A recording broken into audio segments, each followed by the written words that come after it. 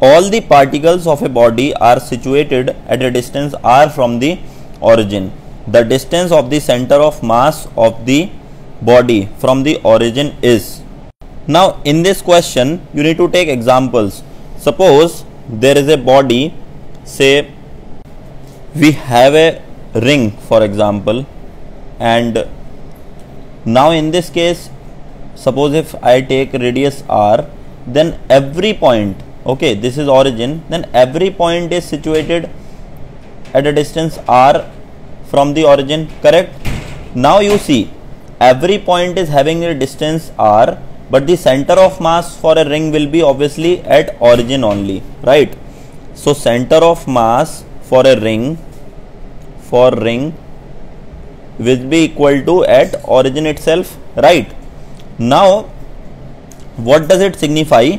That of course particles can be at r distance, but center of mass can be at 0 0 also. That means less than r case is possible. Now come to another case. What I am going to discuss, come to another case.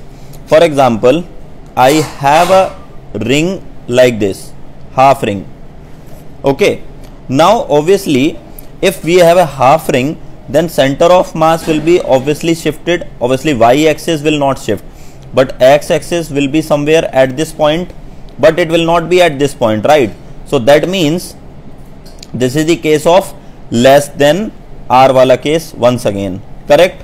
Now if you take something else, so obviously if every point, suppose if you have a point mass only, then center of mass will lie only at this point only. So that signifies that center of mass can be equal to r also. So basically choice should be less than equal to r. So logical choice is only one, less than equal to r. So which option is correct? Option number 2 should be the right answer, correct?